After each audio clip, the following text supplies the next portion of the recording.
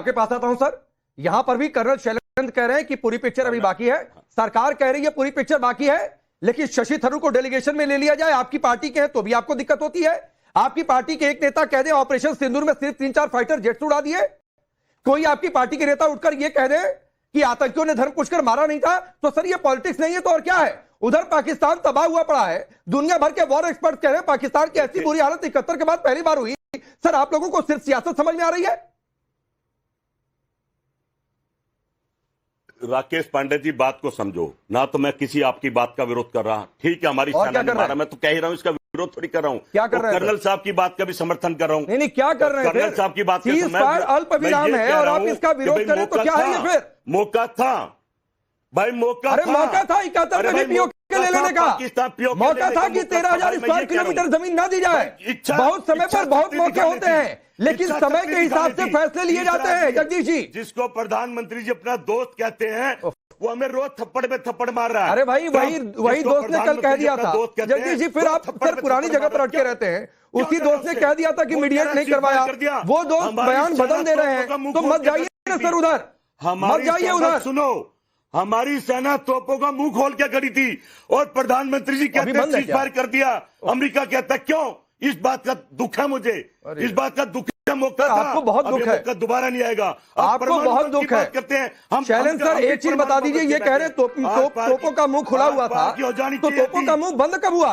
अभी भी खुला है भाई, कुछ बड़ा अभी भी खुला है। जगदीश जी, बड़ा सर एक क्विक रिप्लाई फिर मैं आगे बढ़ता हूं। जगदीश जी, पाकिस्तान को अलर्ट कर दिया। अरे जगदीश भाई, बड़ा होने वाला क्या क्या जगदीश भाई कर दिया आपने। जगदीश भाई, आपकी सेंटिमेंट्स, मेरी सेंटिमेंट्स, 140 करोड़ की सेंटिमेंट जरूर ये है कि हमें पाकिस्तान से पार पा लेना चाहिए, लेकिन जो हमारा डिक्लेयर्ड ऑब्जेक्टिव है, जो देश की 140 करोड़ की जो गवर्नमेंट है, उसने अगर एक ऑब्जेक्टिव सेट किया है, मानिए मेरी बात, काफी चीजें ऐसी हैं जो आपको और मेरे लेवल पर बात समझ नहीं आएगी। एक हायर लेवल होता है जहां इनपुट्स हर तरीके के होते हैं, इंटरनेशनल कम्युनिटी का आप रिस्पेक्ट करते हैं, आप अपने खुद का बोलते हैं कि this is not a era of war.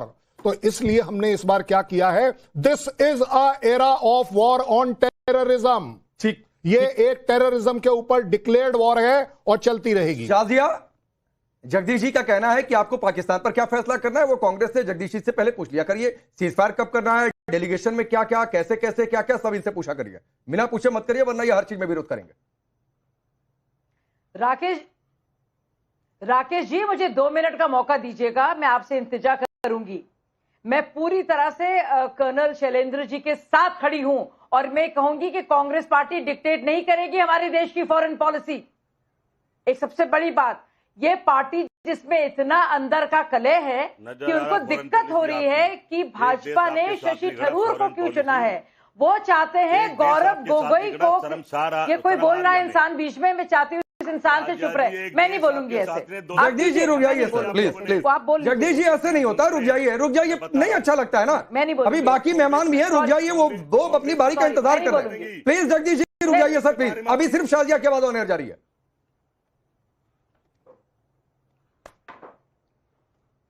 बोलिए शाजिया। ये शख्स चुप रहेगा तब मैं बोलूंगी। अरे चुप है, बोलिए। सुनिए, इस शख्स को बता दिए कि हमें अपनी सैन्य शक्ति पर पूरी तरह से न सिर्फ भरोसा है, और बता दो मैं इन भाई साहब को कि शशि थरूर सबसे सम्मानित, प्रतिष्ठित राजनयिक के तौर पर और यूनाइटेड नेशंस में 3 दशकों के अनुभव के चलते उनका चयन किया है इन्हीं की पार्टी से। बता दीजिए इनको, और उनको बता दिए फॉरेन पॉलिसी के मामले में ये क्या रहे हैं, हमको ना बताएं। और ये कौन है डिसाइड करने वाले पीओके कब लिया जाएगा। डीजीएमओ की बात हुई वहां के हमारे डीजीएमओ से, और तब सीज फायर हुई है, सुन लीजिए आप। और आपको मैं बता दूं, एक भी ड्रोन जो है वो ऐसा नहीं हुआ है कि वो ब्रीच कर पाया। भारतीय तुर्की का बना हुआ पाकिस्तान का जो एक भी ड्रोन है हमारे इंटरसेप्शन के वजह से ब्रीच भेद नहीं कर पाया। एक भी मिसाइल छुआ नहीं हमारी सॉइल को। सुन लीजिए, रावलपिंडी जलता रहा, बहावलपुर जलता रहा, 2000 से ज्यादा टेररिस्ट मारे गए, पर खच्चे उड़ गए। 11 एफील-सी एयरबेसेस, उनकी हालत देखिए जाकर, ये भारत ने कर दिखाया है। सुन लीजिए आप। इसके अलावा सुन लीजिए भाई साहब, अकल कम है आपकी, अकल भी कम है, खबर भी कम है। और भारत के विरोधी तो हैं, लेकिन पाकिस्तान परस्ती की जो इंतहा आप पार कर रहे हैं ना, सुन लीजिए आप, सुनिए आप, चुप रहिए आप, चुप रहिए आप, मैं सुना के रहूंगी आपको। ये ऐसा मसला है कि हर एक भारतीय गलती करे आप सुनेंगे। निकल के आइए बात। अरे क्या गलती हुई है? मैंने खत्म नहीं किया है। नहीं, ये क्या गलती हुई है जगदीश जी? बेइज्जती करेंगे। नहीं, आपके हिसाब से सरकार गलती कर रही है, बाकी सब सही कर रहे हैं। मुझे बोलने दीजिए। बाकी सब सही कर रहे हैं, सरकार गलती कर रही है आपके हिसाब से। 20 मिनट में शाजी अपनी बात पूरी करिए, फिर प्रियंका जी के पास जाता हूँ। हाँ, 20 मिनट में अपनी बात पूरी करिए। नहीं, बिल्कुल नहीं करूंगी मैं। राकेश जी मैं हट जाऊंगी आपके चैनल से अगर आप इनको रोकेंगे नहीं। आप ये ना कीजिए, आप 20 सेकंड मुझसे कह रहे हैं, लगातार इंसान बोल रहा है, आप कंट्रोल नहीं कर पा रहे हैं इसको। अरे 1.5 मिनट से उनकी आवाज ऑन एयर नहीं जा रही है शाजिया, आपको बोलते बोलते 1.5 मिनट हो चुके हैं, अपनी बात पूरी करिए प्लीज। सुन पा रही हूँ, नहीं हुए हैं, ये बीच में बोल रहा था, ये बीच में बोला था, मैं फिर से रिपीट करूंगी। एक भी ड्रोन जो है ना ब्रीच नहीं किया है, एक मिसाइल भारतीय जो हमारी धरती को छू नहीं पाया है। बहावलपुर की क्या हालत हुई है, मसूद अजहर का चाहे खानदान हो या 200 आतंकवादी टेररिस्ट हो, पूरी तरह से उनकी क्या हालत हुई है। हालांकि उनके नमाज जनाजा में पूरे पाकिस्तान आया था। और ये भी मैं बता दूं आपको कि एयर बेसिस जो है 11, उसकी क्या हालत हुई है। मैं ये भी भाई साहब को बता दूं, लश्कर तैयबा का नाम सुना है भाई, सुना है? जैश ए मोहम्मद का खत्म हो गए, नेस्त नाबूद हो गए उनके हेडक्वार्टर्स।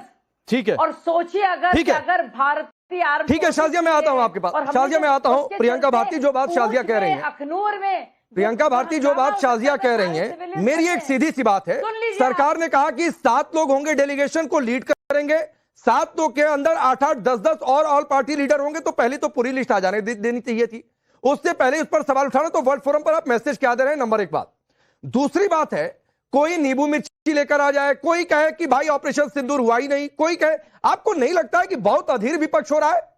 सिर्फ पाकिस्तान में हेडलाइन बनने वाली पॉलिटिक्स हो रही है। वर्ल्ड फोरम पर पाकिस्तान कैसे टूल्स की तरह इस्तेमाल करे, ये पॉलिटिक्स हो रही है। देखिए, अगर बात डेलीगेशन की हो रही है, बात शशि थरूर जी की हो रही है, तो चाहे भाजपा के प्रवक्ता हो, चाहे भाजपा के नेता हो, लगातार ये खुद शशि थरूर जी को सोरोस का एजेंट बोलते आए हैं। अभी इनका स्टैंस क्या है, पूछिए इनसे। बाकी रही सेना की बात, तो हमारी जवानों ने बहुत ही मजबूती के साथ आतंकवादियों को जवाब दिया। लेकिन सवाल ये भी उठता है कि क्या संप्रभुता का मजाक बनाकर नहीं रख दिया देश के प्रधानमंत्री जी ने?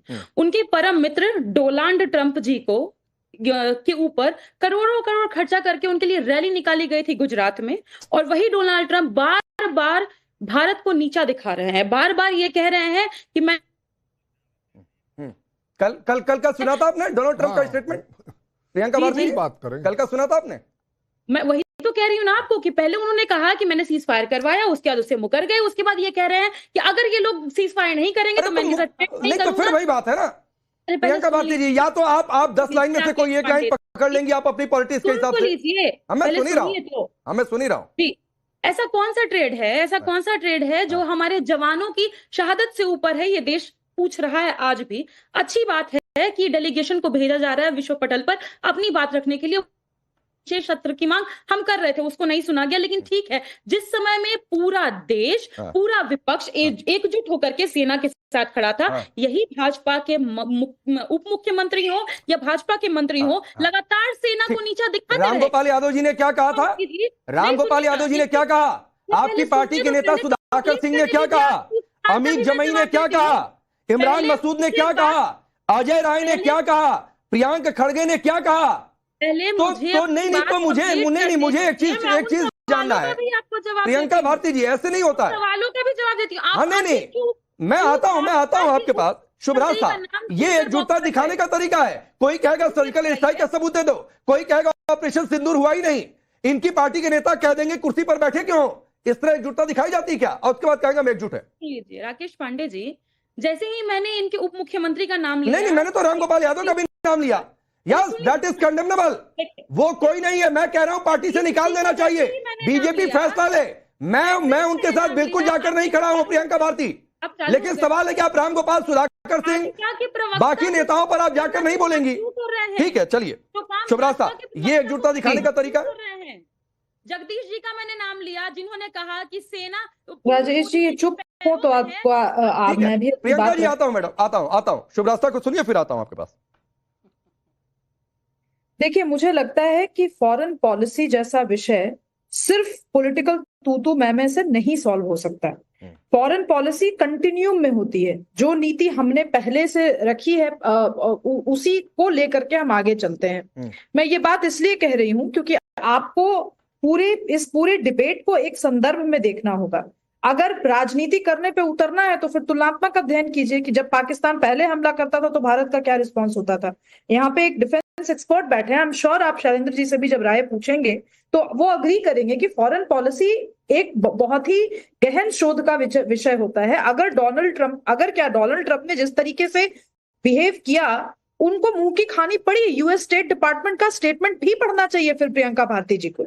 ये सब स्कॉलर्स बैठे हैं यहाँ पर। आप सिर्फ एक चीज को आउट ऑफ कॉन्टेक्स्ट कोट करेंगी तो नहीं चलेगा ना प्रियंका जी। दूसरी बात यह है कि ये बात बिल्कुल सच है कि भारत के ऊपर जो हमला हुआ पहलगाम में, उसको लेने के बाद कोई भी देश भारत के साथ उस तरीके से खड़ा नहीं हुआ जिस तरीके से पाकिस्तान के साथ लोग खड़े थे, और एक फॉल्स इक्विवेलेंस बनाया गया कि भाई भारत में जो हुआ, भारत का जो रिएक्शन था वो पाकिस्तान के हमले से कंपेयर किया गया। ये सारी भूलें हैं हमारी फॉरेन पॉलिसी की। लेकिन क्या इसके लिए हम लोगों को केवल राजनीति करनी चाहिए या इसको लार्जर पर्सपेक्टिव में देखने की जरूरत है? भाई ऐसा आज तक तो नहीं हुआ था ना। इसका मतलब कुछ तो ऐसा हुआ है ग्लोबल लेवल पर जिससे भारत को लेकर के बाकी देशों के मन में कुछ तो ऐसा हुआ है ना। कहीं तो हम कंपटीशन में आए हैं जिसकी वजह से ये चीज हो रही है। तो ये कौन समझेगा? ये भी तो देश के विपक्ष को थोड़ा मैच्योरली समझना होगा। मुझे लगता है कुछ मुद्दे ऐसे हैं राजेश जी जो बिल्कुल भी आइडियोलॉजी से परे जाकर के जिनके ऊपर एक सर्वसम्मति से राय बनाने की जरूरत है। और मैं इसमें देश के विपक्ष का बहुत ज्यादा मैं उनको अप्रिशिएट करती हूं कि उन्होंने इस मुद्दे को हिंदुस्तान पाकिस्तान वाले मुद्दे पर एकजुट आकर सेना का साथ उन्होंने दिया। लेकिन अब जो राजनीति हो रही है फॉरेन पॉलिसी पर, वो राजनीति सही नहीं है। ठीक है प्रियंका जी, आता हूं। आप, मुझे मालूम है आप बोलना चाहिए, धर्मेंद्र यादव भी बोल ले। धर्मेंद्र यादव जो कह रही हैं शुभ रास्ता, ये बात सही है। ये बात मैं भी मानता हूं कि भारत के पूरे विपक्ष ने बहुत मैच्योर तरीके से बिहेव किया, लेकिन सर लूपहोल छोड़ते गए। कोई नेता आकर मुंह उठाकर कुछ भी बोल जाए, कोई एक्शन नहीं। सैनिकों की जाति बता दी जाए, और ये बात मैं बीजेपी के लिए भी कह रहा हूं और आपकी पार्टी के लिए भी कह रहा हूं। कोई कह दे सत्ता में बने रहने लायक नहीं है, कोई एक्शन नहीं अभी तक। तो ये मैच्योरिटी नहीं होती है मेरे हिसाब से, माफ करिएगा। राकेश जी, जो गैर जिम्मेदाराना बयान भारतीय जनता पार्टी की तरफ से आए, जब जो कर्नल, जो आपके कर्नल थे वहां पे हरियाणा के, जो उनकी पत्नी के ऊपर टिप्पणी की गई भारतीय जनता पार्टी के नेताओं के द्वारा, उनको देशद्रोही तक बोला गया। कर्नल सोफिया को क्या बोला गया आप जानते हैं? उसके बाद जो हमारे विदेश सचिव हैं उनको भारतीय जनता पार्टी की ट्रोल आर्मी ने क्या बोला ये आप जानते होंगे। तो भारतीय जनता पार्टी का जो गैर जिम्मेदाराना बयान, वो भी बड़े बड़े नेताओं की तरफ से। अभी कल का बयान आया, उप मुख्यमंत्री रामगोपाल जी छोटे नेता है, सेना मोदी के चरणों में है। रामगोपाल जी छोटे नेता हैं आपके हिसाब से? नेताओं पे शूट करती है वो करे, इसमें कोई हमें आपत्ति नहीं है, लेकिन देश की सेना के शौर्य। अरे धर्मेंद्र यादव जी, रामगोपाल यादव जी छोटे नेता हैं, चरणों में ले जाकर रख दो। प्रियंक खड़गे मल्लिकार्जुन खड़गे के पुत्र गिरता है, छोटे नेता हैं। मेरी बात सुनिए ना, देश के गौरव से गिरता है। नहीं, प्रवचन सुनने के लिए थोड़ा नहीं होता डिबेट, के गौरव के साथ समझौता, क्रॉस क्वेश्चन का जवाब देना होता है। मैं पूछ रहा हूं, रामगोपाल यादव जी छोटे नेता है, प्रियंक खड़गे छोटे नेता है, अमित जमाई आपकी पार्टी के प्रवक्ता छोटे नेता है, इमरान मसूद छोटे नेता है, अजय राय यूपी कांग्रेस के मुखिया है, छोटे नेता है। नहीं लेंगे, सवाल ही पूछते रहेंगे, जवाब लीजिए ना। प्रोफेसर रामगोपाल जी ने क्या कहा? उन्होंने कहा कि भारतीय जनता पार्टी के नेताओं को अगर इन दो सेनाओं के अधिकारियों की जाति पता होती तो ये कुछ और भी बोलते। ना सिर्फ कहने का मतलब ये था। यस, नहीं कहने का, सुनिए ना, अरे सुनिए, इतनी मासूमियत नहीं धर्मेंद्र यादव, इतनी मासूमियत नहीं। अगर वो सिर्फ ये कहते, और ये मैं मानता भी हूं कि कहने का मतलब शायद ये होगा जो आप कहना चाह रहे हैं, लेकिन उसमें जाति बताई गई व्योमिका सिंह की, जाति बताई गई व्योमिका सिंह की, जाति बताई गई व्योमिका सिंह की। आप कह लेते ना सीधे, अभी जिस भाषा में आप बोल रहे हैं व्योमिका सिंह जिस जाति की है, ये प्रेडिक्ट और बताने की क्या जरूरत थी? भारत की सेना रहती है, ये गलत नहीं है आपकी नजरों में, इसको आप गलत नहीं बोल सकते। अब हो गया ना, एक बार बोल के बताइए, हो गया यूटर्न आपका। नहीं बोलना है रामगोपाल यादव पर, नहीं बोलना है प्रियंका खड़गे पर, नहीं बोलना है सिद्धारमैया पर, नहीं बोलना है सुधाकर सिंह पर, नहीं बोलना है अमित जमाई पर। कौन से गलत है? हाँ, जात, ओ अच्छा, अच्छा रुक जाइए जाति बताना नहीं गलत है ना? सुनिए ना, अरे सुनिए, अरे सुनिए ना, 1 मिनट शाहजी, 30 सेकंड दीजिए, 30 सेकंड दीजिए शाहजी। अभी रुकिए, मुझे 10 ठीक है, नहीं रुकिए धर्मेंद्र यादव, जाति बताना गलत नहीं है ना?